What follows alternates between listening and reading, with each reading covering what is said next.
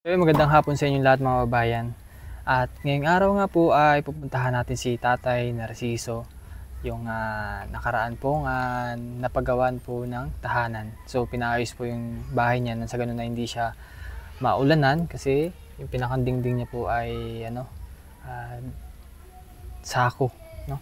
So since okay na rin naman, so di lang natin masyadong nabibisita si Tatay kasi meron din naman na pamilyang nakapaligid sa kanya at kahit pa paano po ay may gumagabay din sa kanya. No? So, tara po dito.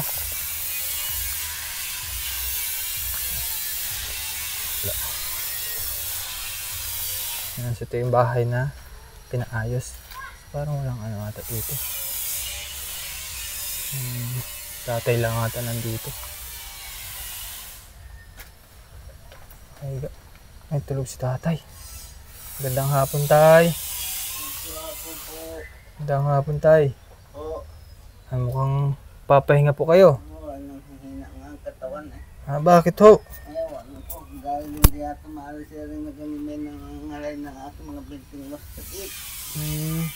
Nangingimay, hanggang ngayon po nangingimay. Nangimay ng gulta sakit.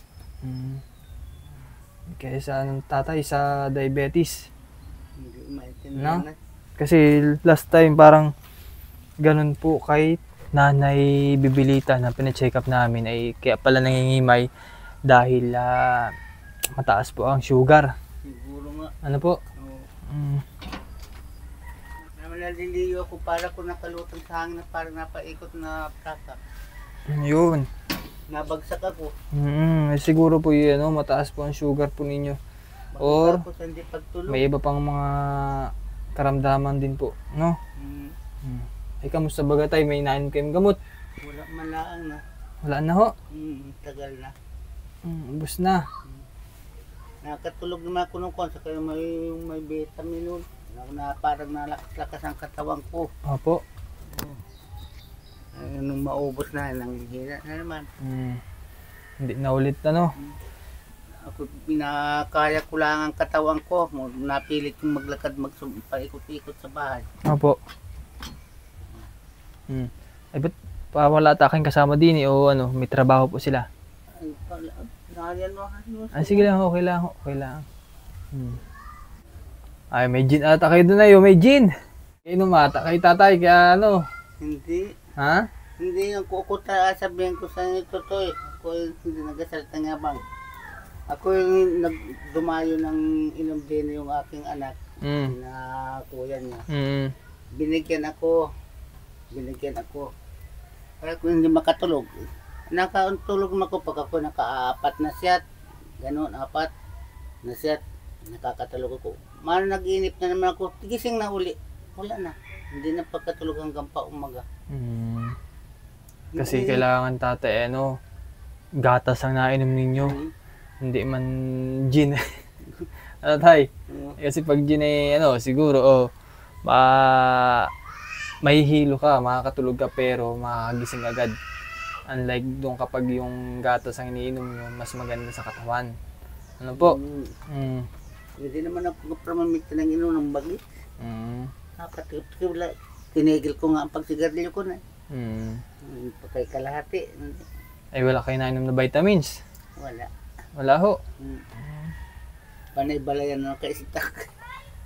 Ayun pala si Ate Marilyn Yun ay nagpabawas din ng dugo, high blood din yan. Si Ate Marilyn po.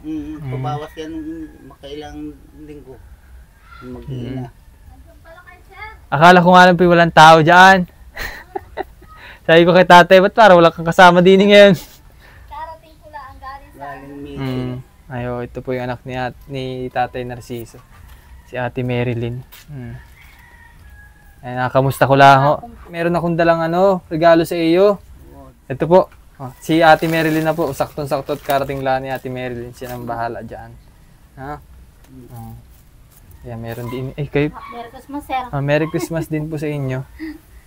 At ngayon lang din napadalo kay Tatay ay.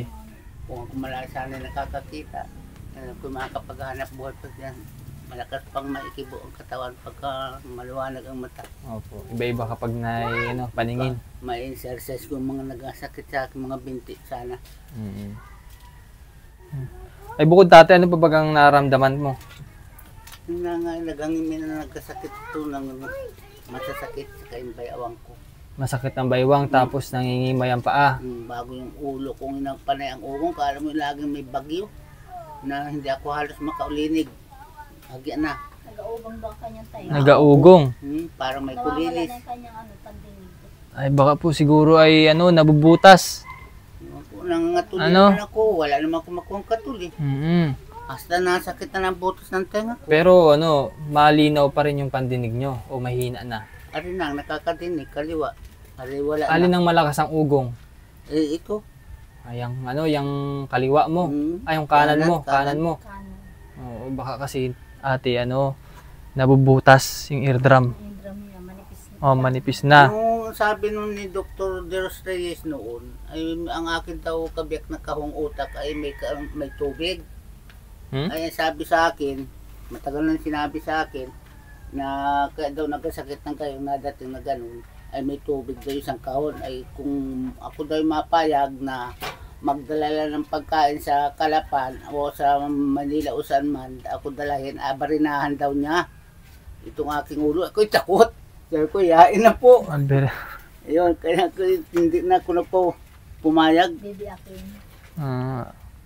Ito daw may tubig daw ito isang kahon ng aking ulo, utak.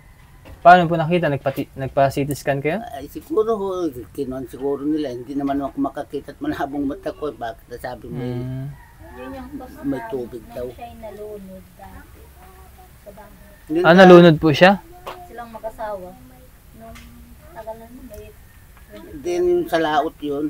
Ah. Nataobang bangka. Mataobang bangka ay nakita sila sa Ay, ilang araw kayo palutang-lutang tay? Ay nabot naman kami ng kwan. February yun. Ay mga alas 3, alas 4.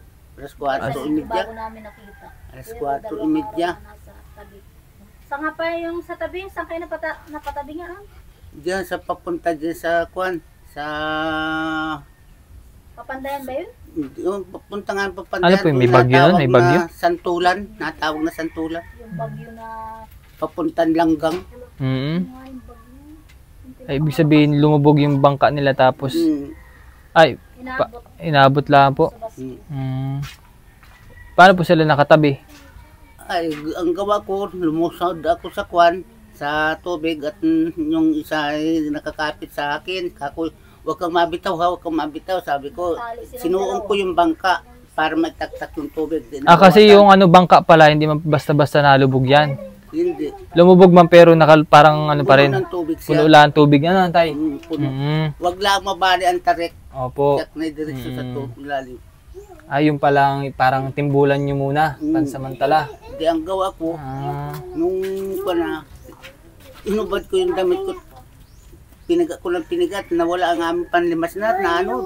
Ay, ilang araw kayo sa gitna ng dagat?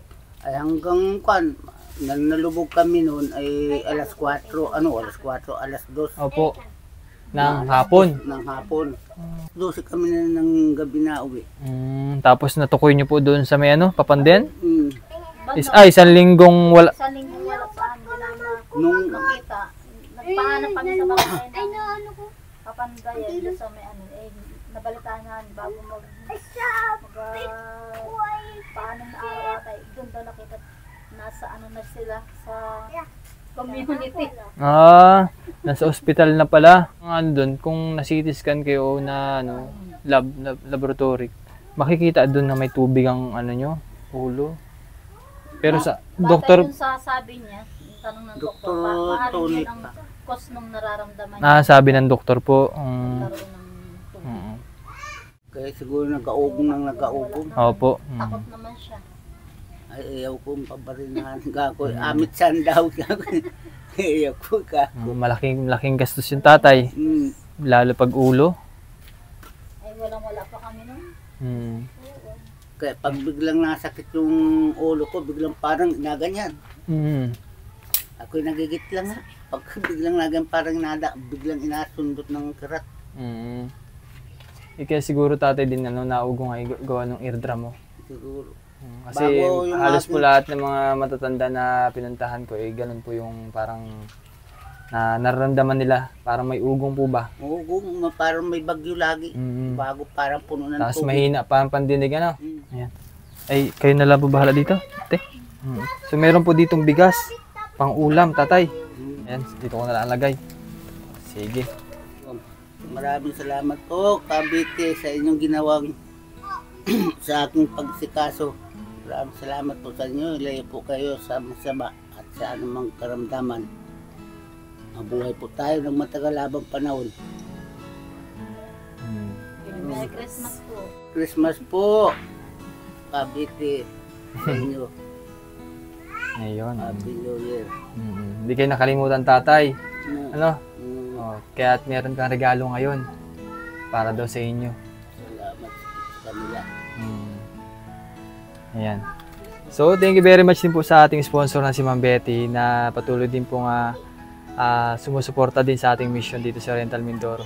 At sana ay pagpalain po kayo ni Lord at bigyan pa kayo ng lakas sa pangangatawan sa araw-araw. At hanggang dito lang muna update natin kay Tatay Narciso. At muli po maraming salamat po sa inyong panonood at thank you po. Babay na kayo, Tatay. Babay na. Babay, Tay. Babay. Bye-bye. Sige po. Oh,